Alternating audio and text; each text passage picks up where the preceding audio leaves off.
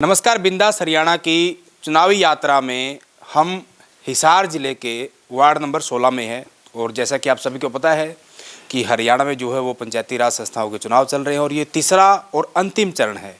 तो इस वक्त मैं हिसार ज़िले के वार्ड नंबर 16 में हूँ और वार्ड नंबर 16 जो है पूरे हरियाणा का सबसे छोटा वार्ड हम जिसको कह सकते हैं, क्योंकि मात्र 5 गाँव इस वार्ड नंबर 16 में आते हैं।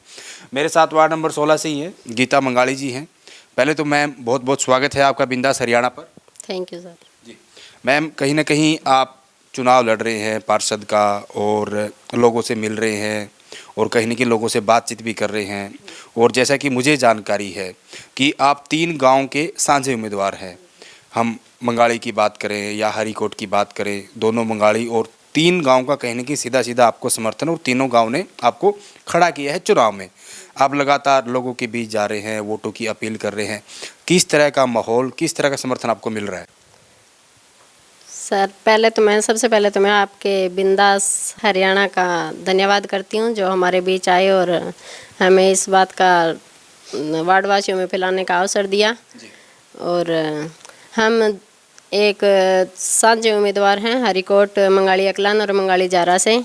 तो उन्होंने हमें साझा उम्मीदवार समझकर हमें अच्छा जन समर्थन दे रहे हैं और जब भी हम कहीं माता बहनों के बीच में जा रहे हैं तो वो हमें अपनी समस्याएं बताती है और हम उनके समस्याओं का अच्छी तरह से समाधान करेंगे। उनकी समस्या हम सब की समस्या होगी, यही सोचकर हम आगे बढ़ रहे हैं। जी, जैसे आपने कहा कि आप महिलाओं के बीच में जा रही है, आपकी जो सखी सहेलियां हैं, बहनें हैं या सहयोगी आपकी, आप उनके बीच जा रही हैं, तो किस तरह की समस्याएं आपके वार्ड में हैं कि वो काम, जो विकास के काम जो होने चाहिए थे नहीं हुए, जिनकी ज़रूरत है? हाँ जी, तो वो समस्याएं हैं कि जैसे कि पानी गंदा आ रहा है आजकल बहुत ज़्यादा, बारिश के कारण सेम नाले का पानी भी मिक्स होकर आता है और हम पूरी कोशिश करेंगे कि अच्छा पानी आए और पूरा वार्ड स्वस्थ रहे। और कई कई घरों में हम जाते हैं जैसे कि नालियों की गंदगी बहुत ज़्यादा है बाहर, किसी घर के आगे तो नालियां है ही नहीं अच्छी तरह बनाई हुई। तो हम पूरी कोशिश करेंगे कि उनके बाहर की सफाई, साफ़ सफाई का पूरा ध्यान देंगे। जी।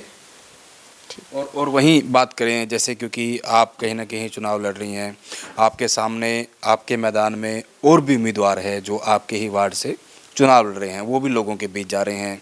उसमें हम बात करें हरियाणा सरकार में डिप्टी स्पीकर और आपके जो विधायक हैं, स्थानीय विधायक रणबीर गंगवा, उनके भी परिवार से जो है वो चुनाव लड़ रही हैं और भी उनके अलावा भी कहीं ना कहीं उम्मीदवार है।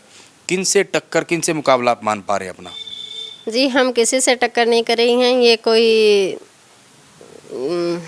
ऐसे तो है नहीं कि भाई हम किसी से टक्कर लगा रहे हैं। हमारा तो यही है कि ये सबका साझा चुनाव है, सब भाईचारे से चलना चाहिए इसमें सभी को, और जो भी अच्छा काम करेंगे उसी को अपना समर्थक चुने। वहीं जैसे मैं आ रहा था तो मैंने सड़क देखी, सड़क की काफ़ी समस्या है, बहुत सारे खड्डे हैं, गलियों की बात हो या फिर पानी का आपने खुद जिक्र किया कि जैसे मैंने और लोगों से या महिलाओं से बातचीत की तो उन्होंने कहा कि कहीं ना कहीं नहरी पानी जो है वो बहुत कम मिल पा रहा है, बोर का पानी आता है, खारा पानी आता है और उसके कहीं ना कहीं स्वास्थ्य को लेकर बहुत दिक्कत होती है। अगर आपको वार्ड नंबर 16 के जो लोग हैं, मतदाता हैं, वो मौका देते हैं तो क्या कुछ सुधार आप कराएंगे? हाँ जी, इस बात को हम सबसे पहले लेके चलेंगे कि सबसे पहले जल अच्छा होना चाहिए। जल ही जीवन है, उसी के आधार पर सब कुछ वार्डवासी स्वस्थ रह सकते हैं। तो इस जल के लिए हम अच्छे पानी की पूरी सुविधा करेंगे, हो सके तो आरओ तक भी हम सुविधा लगवाएंगे इसकी। जी बिल्कुल, बड़ी बात आपने कही। वहीं बात मैं करूं सरकार की या फिर हरियाणा की, कहीं ना कहीं आपको पता है कि पहले जो सरपंच, पंच या पार्षद बनते थे तो कहीं ना कहीं जो शिक्षा की अगर हम बात करें तो उसकी कोई सीमा नहीं होती थी। लेकिन अब जो सरकार ने एक बदलाव किया है हरियाणा में, करीब करीब 50-55 साल बाद ये बदलाव हुआ है कि पढ़ी लिखी पंचायतें, पढ़े लिखे जो है वो पार्षद चुने जाएँ। जो शिक्षिता की तरफ जो कहीं ना कहीं इस तरह का ध्यान सरकार का है, आप उसको कैसे देखते हैं? ये बहुत अच्छी बात है कि आज के वैसे तो आजकल सभी युवा पढ़े लिखे हैं, लेकिन पहले ये होता था कि कोई भी अनपढ़ अपना फार्म भरते थे और उन्हीं को उम्मीदवार चुना जाता था। लेकिन ये बहुत अच्छी बात है कि आजकल पढ़े लिखे युवा होना चाहिए जो कुछ आगे का सुधार कर सकें। वो अपने हिसाब से बहुत बढ़िया करेंगे, क्योंकि आज की पढ़े लिखे युवा जो है वो उनकी अच्छी सोच होगी तो अच्छे ही काम करेंगे। जी, वहीं मैं बात करूं क्योंकि आप महिला हैं और लगातार उनके बीच में जा रही हैं, तो और किस तरह की समस्याएं उन्होंने बताई है, क्योंकि कहीं ना कहीं जैसे कि आप भी ग्रामीण परिवेश से है, आप गांव से हैं, और कहीं ना कहीं ये कहा जाता है कि या तो महिलाओं को आगे नहीं आने दिया जाता, इस तरह की गांव में इस तरह की सिस्टम है। लेकिन ये एक बदलाव हम देख पा रहे हैं, क्योंकि जो लड़कियां हैं, महिलाएं हैं, वो पढ़ लिख रही हैं, वो अलग अलग नौकरी कर रही हैं, रोज़गार में जा रही हैं, आर्मी में जा रही हैं, पुलिस में जा रही हैं, और अब तो जैसे हम बात करें कि 50% की बात करें, उसमें भी कहीं ना कहीं भागीदारी आपकी है। तो ये समीकरण जो कहा जाता है ना कि महिलाएं भी जो है वो पुरुषों के साथ कंधे से कंधा मिलाकर चल रही है, लेकिन अब वो धरातल पर देखने को मिल रहा है, इसको आप कैसे देख रही है? ये इस सरकार का मैं बहुत बहुत धन्यवाद करती हूँ, जिन्होंने महिलाओं को भी 50% का आरक्षण जो दिया है। पहले हुआ करता था कि पुरुष प्रधान बताया जाता था कि पुरुष प्रधान देश है, तो अब ये नहीं है कि पुरुष ही प्रधान है, महिलाएं भी कुछ कर सकती है, और उन्हें सरकार ने अच्छा मौका दिया है कि कुछ कर दिखाएं। जी, वहीं अंतिम में जो आपके वार्ड वासी हैं, वार्ड नंबर 16 के, क्या कुछ अपील आप उनसे करना चाहेंगी हमारे चैनल के माध्यम से? मैं तो यही कहना चाहती हूँ कि अगर उनका आशीर्वाद हमारे साथ बना रहा तो हम ज़रूर कुछ अच्छा ही करके दिखाएंगे, और हम सबको साथ लेकर चलेंगे। हमारी सबसे यही उम्मीद आशा है। जी, मेरे साथ कुछ और भी महिलाएं हैं, तो आपका क्या नाम है जी? संतोष जी। संतोष जी, आप जो है गीता जी के लिए प्रचार कर रही हैं, लोगों से वोटों की अपील कर रही हैं, किस तरह का माहौल मिल रहा है? माहौल तो जी बहुत अच्छा है, बहुत अच्छा माहौल मिल रहा है। और हमने जो बेटी को खड़ा किया है, भाई अच्छे काम करेगी सबके।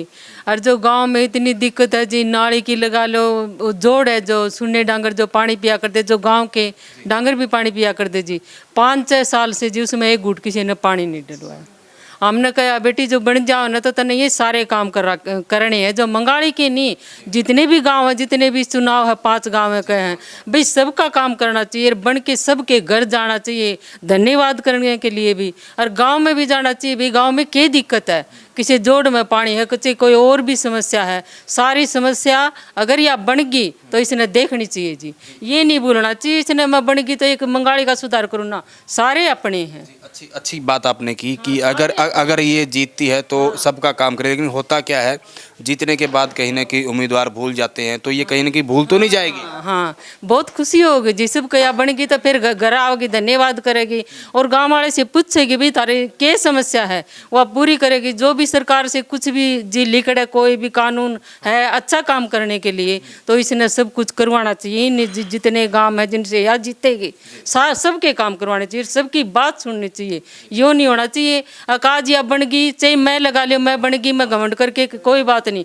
मैं तो बन गई, किसी के काम करने ना करने मेरी मर्जी ना, हमने सब ने बनाई है तो इसका भी अधिकार है हमारी सबकी बात सुनने का। जी बिल्कुल। जैसे जैसे आंटी जी ने कहा कि अगर गीता को मौका मिल जाता है तो ये जो इन्होंने वादे किए पूरा करा देंगी? हाँ जी, ये जरूर पूरा करवाएंगी।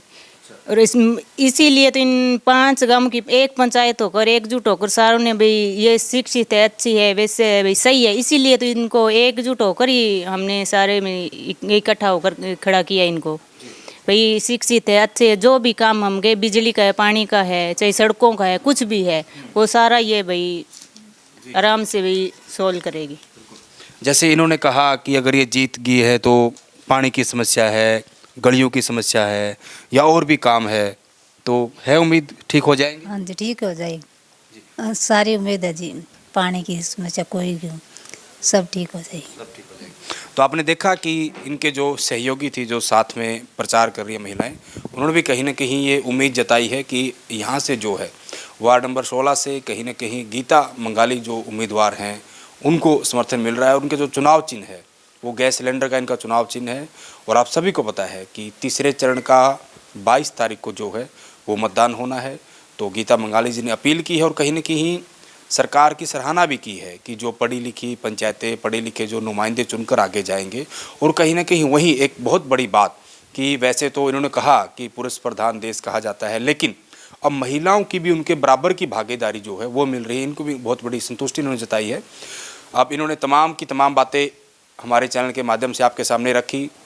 अब देखना वार्ड नंबर 16 के मतदाताओं ने हैं, उन्होंने अपने विवेक से काम लेना है, क्योंकि लगातार अलग अलग उम्मीदवार आपके बीच आ रहे हैं, तमाम दावे कर रहे हैं और वोटों की अपील कर रहे हैं। और जैसा कि सभी का उनका अधिकार भी है कि वो घर घर जाकर जो है वो अपना वोट मांगते हैं, लेकिन विवेक जो है, जो देखना है वो काम जनता का है, वो काम मतदाता का है कि आखिर वो किसको अपना जो है वो पार्षद चुनते हैं। और वहीं कहीं न कहीं जो हमारे दर्शक जो लगातार बिंदास हरियाणा पर हमारी चुनावी यात्रा देखते रहते हैं, हम लगातार कोई भी चुनाव हो, हर छोटा चुनाव हर बड़ा चुनाव आपको कहीं न कहीं दर्शकों को दिखाते भी हैं और हर वार्ड में हर एरिया में जा जाकर वहाँ के मतदाताओं से उम्मीदवारों से बातचीत भी कर रहे हैं। वार्ड नंबर 16 की बात करें तो आपको क्या लग रहा है, आखिर किसका पलड़ा यहाँ से भारी है या फिर आपके अनुसार यहाँ से कौन जीत सकता है? आप भी कमेंट के माध्यम से अपनी प्रतिक्रिया जरूर दें। वीडियो जर्नलिस्ट विकास कुमार के साथ सुरेंद्र नैन, बिंदास हरियाणा।